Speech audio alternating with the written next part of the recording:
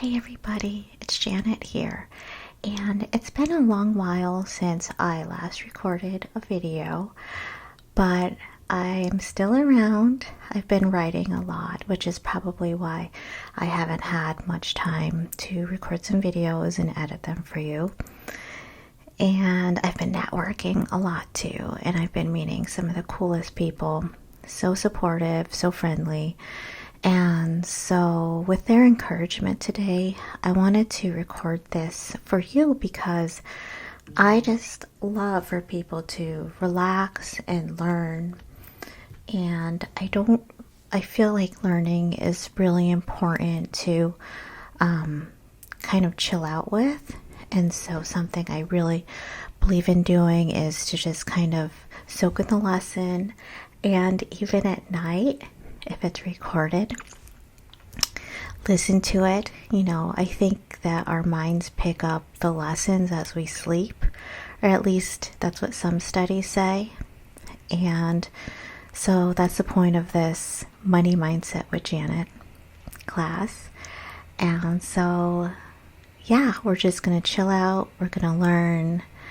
And if you're listening to this as you fall asleep, go you, because who doesn't need more sleep? Okay? Thanks, guys. And you know what? Let me know what your thoughts are on this, because I just don't feel like projecting. I don't feel like yelling at you. I just want to just kind of take our time and learn together. Okay? Cool. Thanks, guys. Alrighty, so if you're using this to fall asleep, that's great. What I highly recommend is to just put your phone down and don't worry about looking at me. Just sort of let the lessons kind of soak into you. But if you're learning visually, I will do my best to kind of stick to the topic at hand. So if we haven't met, my name is Janet Johnson. I'm a Profit Breakthrough Coach, and I'm here in Connecticut, in the United States. And wherever you're reaching me, I'm really glad that we're here together, because money mindset is one of my favorite subjects. Here's me. So what I do as a business coach is I coach entrepreneurs to cultivate order, peace, and prosperity. And I help all of my entrepreneurs to peacefully discover their solutions. So as you can see, I'm hoping from my vibe here that I really believe in chilling out. One of the things I've done this year is that I've decided to self-publish my book. It's called My Money Pivot: An Entrepreneur's Guide to Finding and Making More Money. And you can find that book on Amazon, or you can also find it on my website at mymoneypivot.com. What I've included in there are the techniques that I used, working for my family's factory, where profit margin was so skinny that we really had to make it efficient, number one, but also study our money situation every single month in order to find, different opportunities we can take advantage of. And so that's what I've included in the book. So please go check it out. It comes with a free workbook, and yeah, that's it. So right now, let's talk about money mindset. Money mindset is how you think about money. Your mindset determines how you manage it, earn it, save it, and spend it. Cultivating a strong money mindset is vital for entrepreneurs and all people. Now, I must say this, here in the States, where I think that talking about money has been sort of like a taboo subject. But for me, I grew up in my family's business, and I always helped out on the bookkeeping side. Because of that, I've had so many money conversations and just, experiences where it's okay to talk about money. There's nothing wrong with it. And so that's why this is one of my favorite subjects, is because I really don't like when people feel uncomfortable when they're talking about money.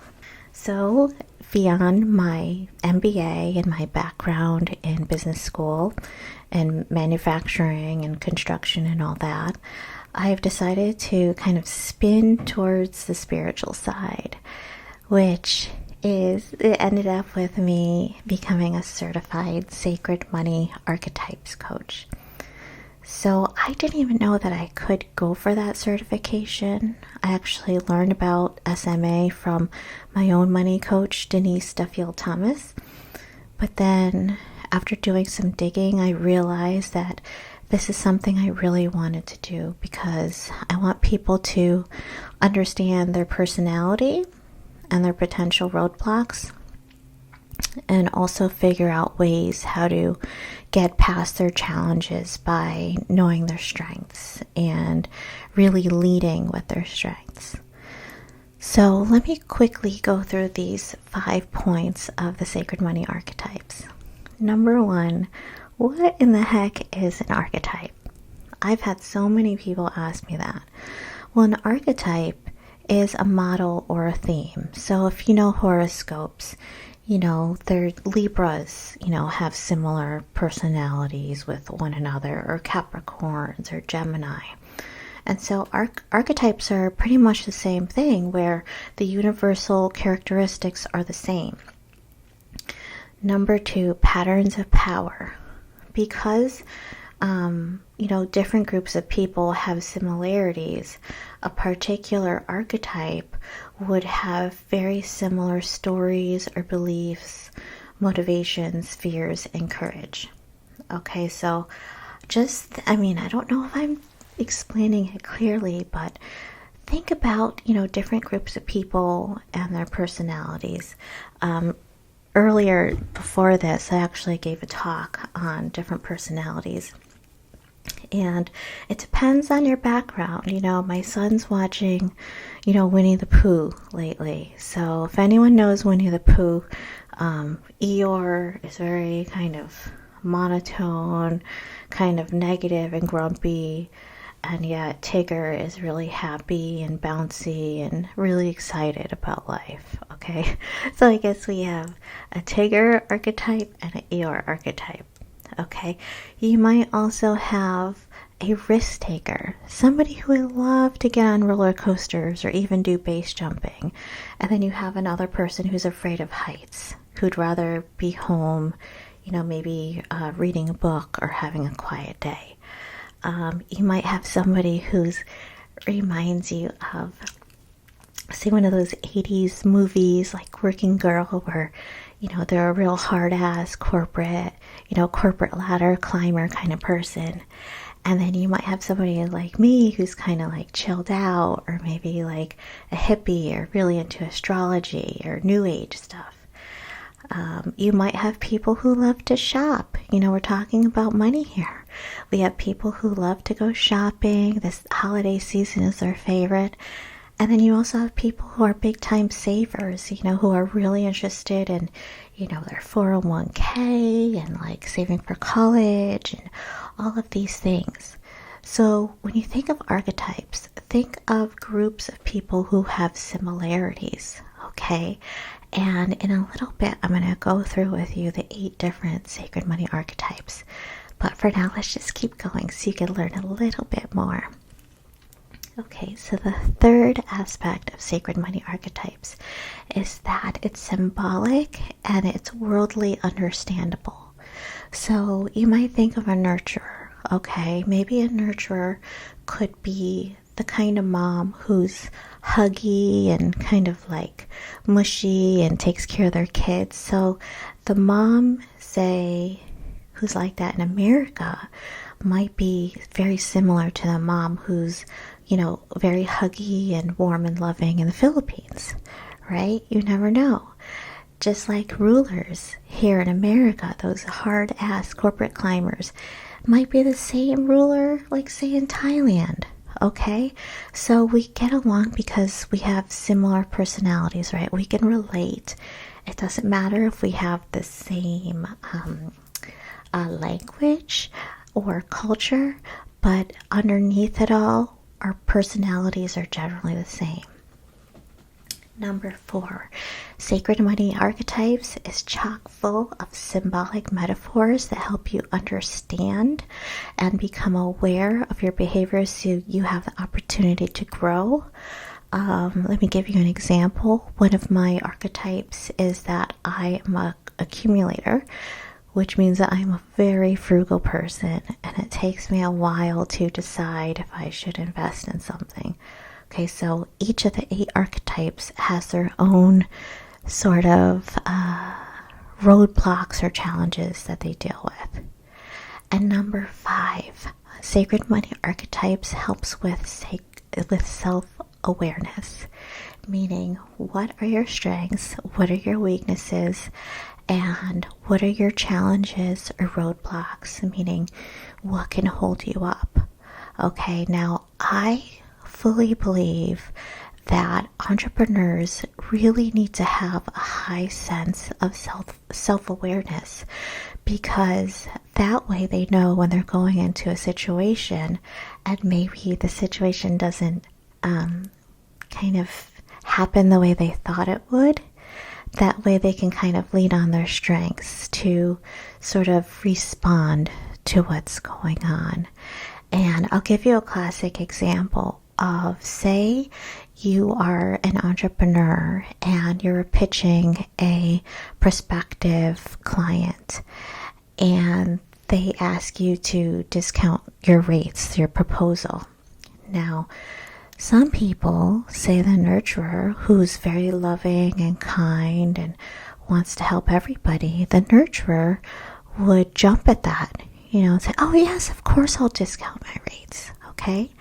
However, a ruler is an empire builder, and they're going to, plant their feet, and they are not going to, they're not going to just, roll over.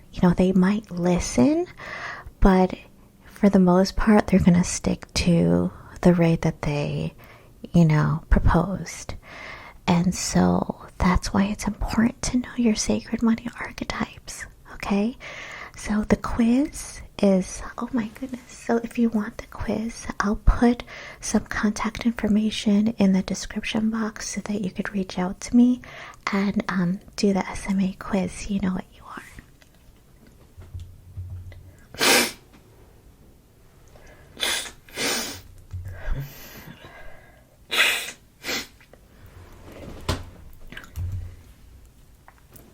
Okay, now in order to learn the sacred money archetypes, the 8 different ones, I wanted to share with you some situations so that you can see how the different archetypes respond to the situation. Okay, so here is a personal example. You are an entrepreneur. You're sitting at home, you get an email. Congratulations! You've won a first-class trip around the world. And no, it's not spam. We're living in our imagination here. It's really happening. The first-class trip around the world includes flights and boats and all the different continents. And it's something to some people is a trip of a lifetime.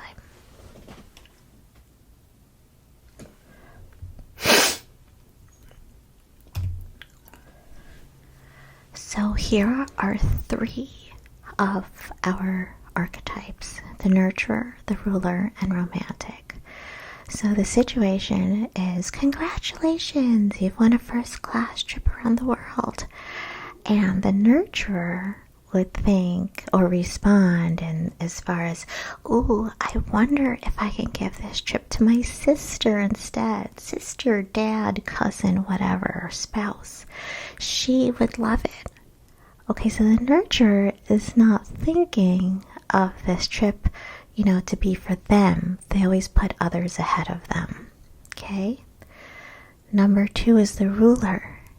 Oh no, I can't do that. Oh, no way. I have too much work to do.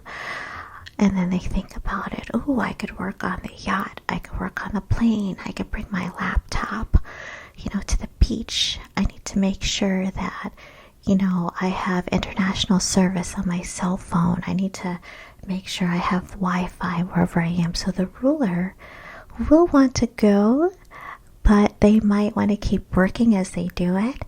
And they'll probably even schedule some networking events to expand their business internationally. That's how the ruler is.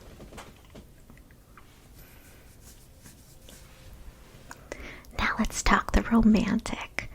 And the romantic, I love this picture because she is chilling. I'm going to quit my job and then go shopping. It's going to be amazing. It's going to be an awesome experience. And so the romantic is the one who you might see on all of the beaches, just sort of laying out and soaking up the sun. And, she's there to, enjoy herself and be in the moment of sort of pleasure and beauty and relaxation. So that's the romantic. Here's 3 more. Congratulations, you've won a trip around the world. And the celebrity is, the sparkly one, the one covered in diamonds. And she's all about, sorry, I had to check that real quick. So the celebrity is all about the best. They want first class everything. So this first class trip is definitely right up their alley. They want to make sure to go to all the best restaurants, the best stores, the most expensive places, and they want to put it all on Instagram so everybody could see just how awesome they are and how beautiful of a life that they have. That's the celebrity. Now the accumulator. The accumulator is really, she's very calculating. And so she thinks, oh, if I sell this trip, that could bring in a lot of money for me. So she's not thinking of going on the trip. Instead, she's thinking about, the bottom line. What makes sense, for her in terms of financial wealth and success. The maverick. The maverick is a risk taker. And so when they say, congratulations, you've won a first class trip around the world, the maverick isn't thinking about, laying down on the beach or, spending an afternoon in a cafe in Europe. Instead, they're thinking like, let's go climb some mountains. I want to go base jumping. I want to go scuba diving. I want to explore the caves, swim with sharks. The maverick is there to kind of push their adrenaline to the highest level. And so, yeah, you will not see a maverick sort of chilling out, in a nice little cafe. So that's the maverick. Now let's talk the alchemist. The alchemist is the new agey girl. So she'll say, let's do social justice work. Let's meditate. Let's go on spiritual retreats. You'll likely find the alchemist at retreat centers, peaceful, quiet, in the middle of nature. And then you also see her in places where she can do a lot of community service work and help children and people and just, they call attention to those of us that need help. And I love the alchemist. I love all these people. The next one is the connector. The connector is thinking about, I have all my friends all over the world. So when they think of the first class trip, they're thinking of like, okay, who can I go visit in Canada? Who can I go see in Thailand? Who can I go see in Hawaii? Who can I go see in the Middle East? And so they have a very large network of people that they enjoy and connect with. And so that's what this first class trip is about. It's not about getting away from it all. Instead, it's more of expanding and getting to be with the people that they love and enjoy. Now, with all that said, we've gone through the 8 different sacred money archetypes. Now the question is, what's your number 1 archetype? You might have done this quiz before, I don't know. But if you have, let me know in the description, because I'm in the comments, because I'm curious to know, like, who's listening, like, who's here. Oh, and if you want to do your quiz with me, let me know, and I can send you the link. Okay, now let's talk about a situation for entrepreneurs, because depending on your personality or your sacred money archetype, you might have difficulty with this conversation. And the situation is that you need to raise your rates and a couple of your clients are complaining. And so let's get to seeing how all of the different archetypes respond to that. Number one, the nurturer. The nurturer is the one who, has the bleeding heart. They feel really, really bad, and they feel like they're doing something mean to their clients. And so they apologize and they kind of back off really quickly. And that could be a problem for the nurturer in their business, because when our costs rise, it really doesn't make sense to hold the same pricing, because it kind of eats into our profit margin. Okay, so that's a definite challenge for the nurturer to hold their ground. Now the ruler. The ruler is very straightforward, very business-minded, and she's able to hold her ground. She says, listen, costs are going up, and if we're going to work together, we're going to need to increase our prices, period. So the ruler is one who's going to hold her ground. But what's really creative with the ruler is that she has so many different paths to growing her business, that if this person has to leave, it's okay. She already has plans in place to perhaps create a new package, or maybe some, high ticket private coaching or mastermind.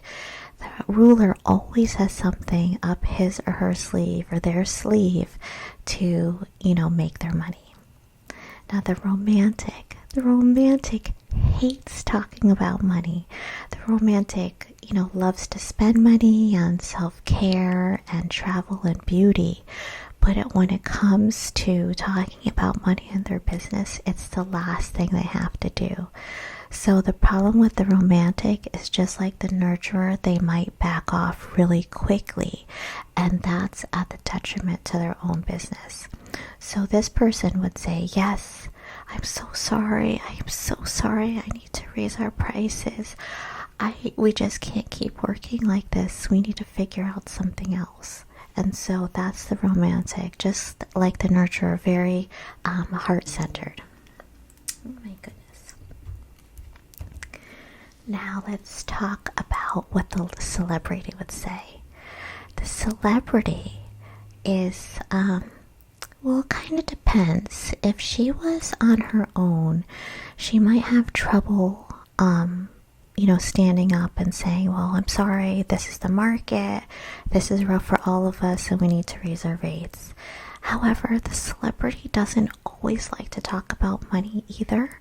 They might like to, wear the diamonds and have the fancy car, but sometimes you never know if it's really, what they truly own, or if it's for, the reputation of having more money. So celebrity is not always, predictable, I should say, when it comes to pricing. However, I should say, because they are definitely leaders and they love to be on stage, and so the celebrity is the one who can certainly command, the higher prices to begin with. Now let's talk about the accumulator. The accumulator is very frugal. She watches her money like a hawk. Okay, and so she gets it. She doesn't like rising prices either, so she gives them time to run their numbers, and she says, think about it and let me know what's in your budget. So she's very, calculating in that way. But still, if she has to raise her rates, she will raise her rates. but there might be some sort of wiggle room in there, okay? Because she has great empathy for the other side as well. Let's talk about the Maverick. The Maverick is a toughie. You know, I have part of a Maverick in me, in myself. The Maverick is, well, this is how it is, and I can give you a referral if you can't afford me. So the Maverick is such a rebel. Sometimes they're very quick to cut the cord because they move so fast. They're ready to just go, go, go. And so it would be good if the Maverick didn't cut people out that quickly, and if instead they, allowed their client to, take a day or two to get used to those rates before coming to a decision. Now, the alchemist really hates money. They have a love-hate relationship with money, and so to begin with, they're likely charging really low, perhaps at the detriment to themselves. They're not making a profit or much of a profit, really. The alchemist is really into bartering or sharing and collaborating as well. So the alchemist, it's really tough for the alchemist to even broach the subject of money. Raising their rates. Oh my gosh, if an alchemist raised their rates, they would feel so guilty and just so bad, as if they're hurting somebody and as if they're being greedy. But the alchemist needs to know that they are never ever greedy. They don't have a greedy bone in their body. Alright, now let's talk about the connector. The connector is the people person. They love to collaborate. And they'd say, I get it. Yes, we're all dealing with this together and it's so rough. We should get together and brainstorm or mastermind. So the connector, again, doesn't like to talk about money. They don't like to raise rates. But if they can come to a solution that, if they can collaborate with their clients to come up with a solution that works with both sides, that's what makes them happy, and that's how a connector is. Now, how about you? Okay, how would you respond in this situation, either as the entrepreneur or perhaps the client? Say you're an entrepreneur and you haven't raised your rates in years, but you need to because you're sort of pushed up against the wall, and you're really you're draining cash really quickly, and so you really need to raise your rates, or in a couple of months face closing. Okay, so as an entrepreneur, how would you deal with that? Okay, could you have that conversation? Okay, now let's play for a minute. And what if you were the client and the entrepreneur told you, I have to raise your rates because expenses are going up and we just can't sustain our project with the same pricing structure. We're going to need to change it. So as a client in that situation, the receiving end, how would you respond? Let me know in the comments. Now let's talk about common fears around money conversations. Now this is true for all of us who, were raised in an environment where it was okay to talk about money, and those of us who are raised in an environment where it was really taboo, like it was really bad to talk about money, just like, politics, religion, or sex, it's a taboo subject. So this is universal. These are common fears all around the world that all people have. Number 1, rejection. Number 2, not being liked. Number 3, not being approved of. Number 4, being judged. Number 5, losing love.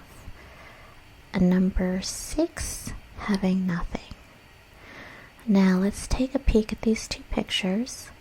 For some of us, when it comes to money, maybe when we were a kid, we were yelled at about it, or, just like in this picture, or made to feel really guilty about money for asking for things, maybe for the holidays, and they're maybe, as a parent would say, oh, you're being ridiculous, that's too expensive, or, how could you be so greedy? How could you be so thoughtless? Like, these are things that really can hurt us when we're kids and stick with us for the long haul.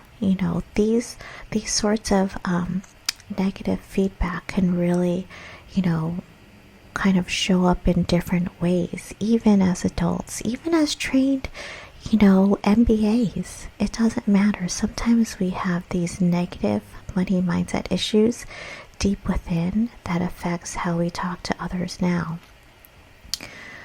In this other picture, I have two adults here. So perhaps maybe when you were young, nobody yelled at you about money, but maybe you went through a bankruptcy or a divorce, or have high credit or high debt, and so you're really beating yourself up about it, feeling guilty and frustrated, and feeling as if you're not good with money.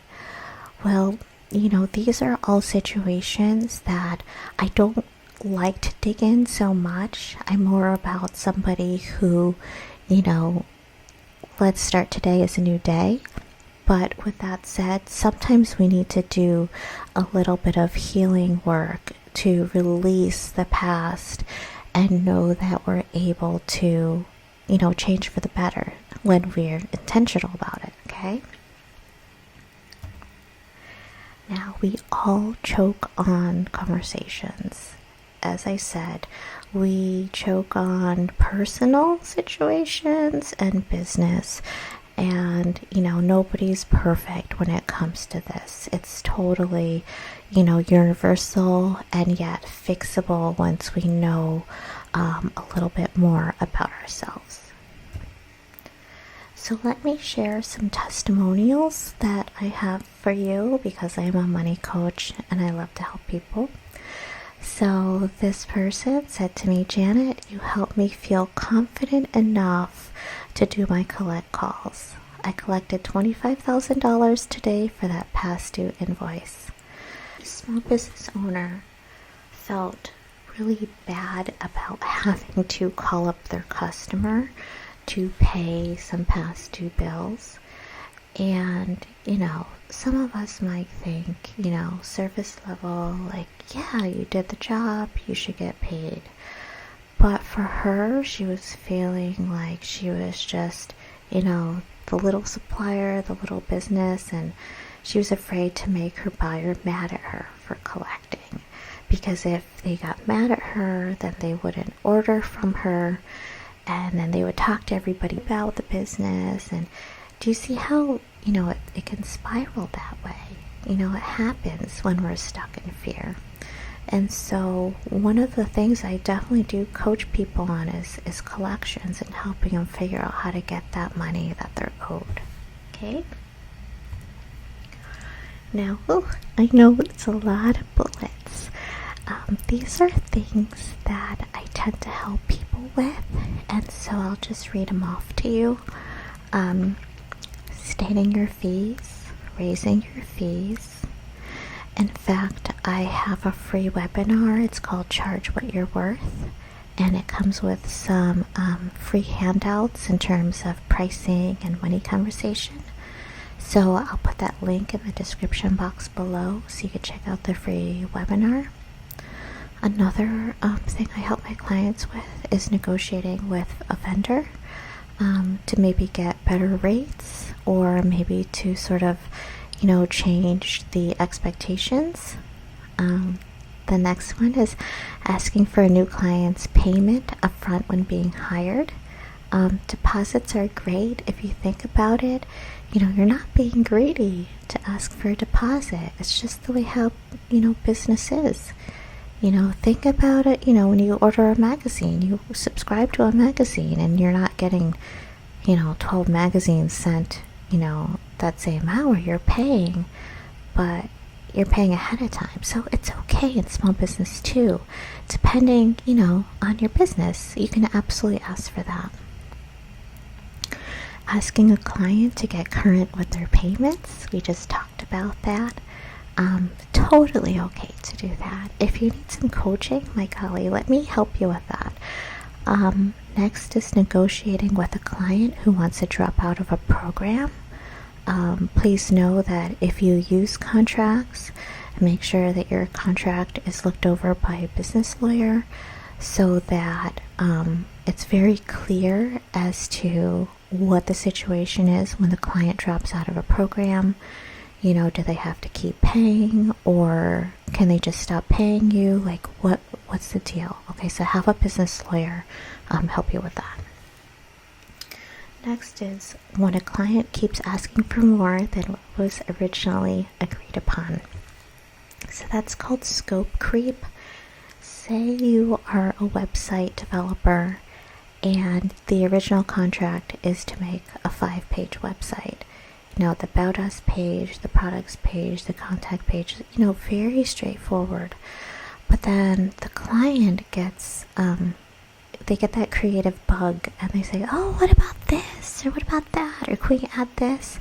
And if you are a person who's a nurturer or who likes to please others, there's chances are that you might start folding in these things for free. But the truth is that you really need to charge because it wasn't part of the original contract. Okay, you need to charge a little bit more, or a lot more, if it's not in the original contract. The next one is asking a client for a non-refundable deposit. Again, that's totally, normal in industries.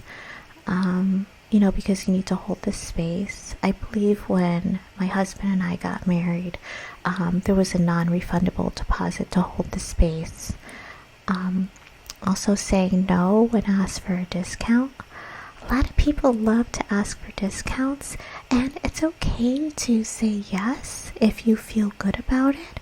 But if you don't feel good about it, if it makes you feel like, hey man, my price is my price, this is how it is, it's okay, say no. Next is saying no when a client asks to prolong or extend the time frame of their program. So for me, I have clients who sign on for either 90 days or 6 months. And if I feel that, going a little bit further isn't in their best interest, it's okay to say no. And it's even okay to renegotiate a new, agreement with them too. Okay. The next thing I help with is when a client questions your fees or the value of your services. It's, that could be really tricky for some people because it sort of hurts, it hurts their heart. Like, it's not so much about valuing services, but it almost feels like valuing yourself, who you are. And so that's a hard conversation to navigate. Let's talk about, so it's the holidays, dealing with family members who question or criticize about your business. I wrote some articles about that. I'm going to put it in the description box. Dealing with friends who aren't supportive of you starting your business. Yep, that happened to me 10 years ago. And it just was so negative. I didn't get why some people were just like, telling me to get a job when, I really wanted to have, my training business.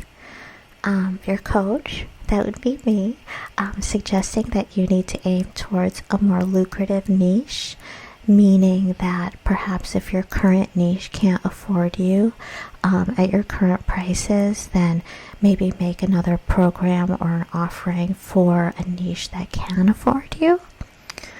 Your coach suggesting that a signature system can help you stand out from competition. Yep, that's me again, because any sort of differentiators we can come up with can certainly help you in your business. Some people don't want to be put into that box, or that's, they feel like it's very restrictive. And so, there's conversations around that. Your coach mentioning that high-end packages can help grow your business quickly. So with that, I've had alchemists who really pushed back against that. Again, the alchemist is the social justice worker. They have a love-hate relationship with money, and they feel that high-end packaging is really sort of exclusive and, cuts people out who need them. So with that, I have to say is that you're not so much abandoning, your original niche. You're expanding to another niche. And so when we're creative about it, we can put so much energy into helping, both niches, your first one and your high-end one, and it's okay. And finally, talking with your spouse or partner, or I could even say family, about investing in your business. Usually, if the spouse, partner, or family member have never run or opened their own business, they don't understand how long it takes to attain that return, how long it takes to break even. And so this can be a really hard conversation to have, especially when your spouse or partner have experienced the career track, or successfully are navigating a professional career, perhaps for corporate, where there's a regular paycheck. And so that's something that I definitely help you with as well. Here is another testimonial I'd love to share with you. An entrepreneurial friend sometimes asks me if she could pick my brain. This time I refer to her to my calendar scheduler, which charges $75 for these sessions. And I love that because, as a person who's a nurturer and a people pleaser myself, people would think that I enjoyed getting my brain picked, but I really didn't. I enjoyed the person, I enjoyed the conversation, but at the end of the day, it just kind of felt like somebody was taking away from me rather than giving to me. And so it was just a very uneven experience. And so if that sounds like you, where, everybody wants to pick your brain, just set it up. Here's my PayPal link, send me some money. It's okay. When it comes to these things, you need to have an even amount of shared energy. Here's another testimonial. My adult son asked me for more money, and I said no, and I didn't feel bad. It's time that he grew up. So this is sort of the failure to launch idea where, the more we give and give and give, it can happen to the detriment of the person because they're not learning how to be independent. And so for this person, it was just a life changer because then she learned how to support him and give him love and encouragement, but without money, and I think their relationship has grown since then. Maybe not at first, but I think, now they're closer emotionally rather than just going to her to bail him out. Okay? Now let's talk about you. And for these sorts of questions, I really recommend that you use a journal and sort of think through this question. What if you could strengthen your money mindset? Number one, if you are an entrepreneur, how would it impact your business? And if you weren't an entrepreneur, say you have a career and a paycheck, how would it impact your career? Okay, maybe, asking for raises, that could be a great conversation to have. Number two, how would it affect your relationships? So when we're stressed out about money, either at work, our business meeting, or the place that we work, a corporate office maybe, when it's stressful, we tend to take it home and we take it out on our family members. And so it doesn't make for a peaceful dinner or, after dinner time, evening. And so how can this affect your relationships? How could maybe if you had a stronger money mindset, you could probably treat your family to vacations or concerts or, different things that you really want to treat them to. And number 3, finally, what if you could strengthen your money mindset? How would it make a difference in your life? So the first 2 are sort of logical questions, and the third one is an emotional one. And I really recommend that if you do take some time journaling, make sure to turn off all the distractions, maybe turn on some music, but definitely turn off your phone and those notifications.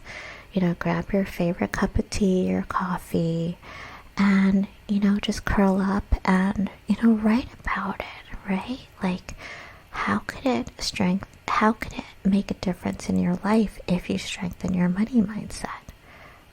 It's a really cool experience. And for me, I just want to say that, I have been working with money for a very long time. I'm going to say decades, even though I don't look, super old, but I have been working with money for a long time. And even though it doesn't necessarily mean that I'm perfect, right? I do need a boost, here and there. I do need some encouragement. Yeah, think about it. Money mindset is something that, you never stop learning more. You just have to keep going with it. As my own business money mindset coach would say, new level, new devil. So every time you have a growth in your business, your career, or your life, you might need to check that money mindset and make sure that it's positive and there's nothing sort of weighing on you and perhaps sabotaging you. Okay? All right. So, here's the thing. I have no idea if 2 people are going to watch this video or if, 50 people are going to watch this video. I'm really making it to sort of help you fall asleep and chill out. But this actually is a presentation I did for a holiday showcase a couple weeks ago. And so here was the offer. I was offering my Empower Your Money Voice session, which is an hour long, and it includes a sacred money archetypes assessment, and we talk through the number 1 challenge that's holding you back, and we really zero in. And what I love to do is also check in later and just find out, okay, you had that tough conversation, you talked about raising your rates with your client, how did it work out? It's just the coach inside of me. And so this isn't like a pitching kind of webinar, but what I'm going to do is I'm going to put it in the description in case you want to check this out. But for now, I don't know. I don't know what to do. I think I'll let you go. I might rerun or edit this so it can run again, because I'm hoping that my voice can help you fall asleep, number 1, but second, that maybe subliminally you could learn some stuff about money personalities and how knowing yours can help you. Okay, so I hope you have a great day, a great holiday season, and I want to say thank you as well to my friends, my new networking friends who encouraged me to make this video. So have a great day, guys. Bye.